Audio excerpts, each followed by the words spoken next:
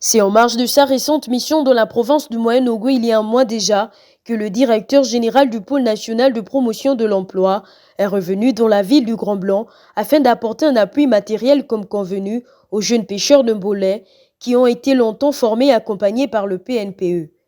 Dans le cadre de PNPE, nous sommes là pour les accompagner et pour leur aider à mener conjointement les activités liées à la pêche et à l'aquaculture.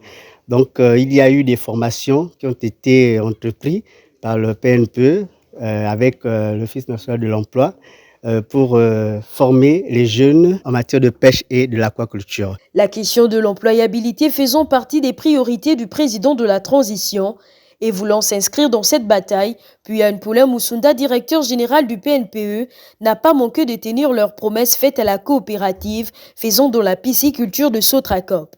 C'est ainsi impulsé par le ministère du Travail et de la lutte contre le chômage, dont Adrien Guémamba est à la tête, que le lundi 28 dernier, le PNPE a doté ces jeunes pêcheurs d'une pompe, un suppresseur, un inverseur et de 700 nouveaux alevins. Pour notre association, cet appui vient à point nommé. C'est vraiment un soulagement et une épine vraiment qui a été retirée du pied parce qu'on était en difficulté et qu'il nous fallait à tout prix absolument ce matériel pour nous permettre d'avancer et aller de l'avant.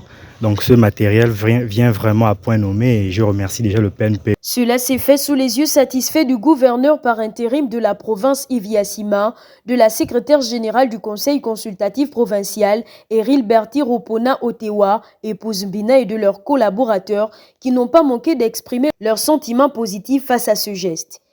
Il s'agit ici de deux choses. L'employabilité des jeunes, c'est par une spécialisation vraiment qui va fonder toute leur vie. Mais au quotidien, c'est de lutter contre la vie chère en apportant des protéines animales aux populations. L'enjeu est de taille au moment où l'État cherche à faire dans la diversification de son économie.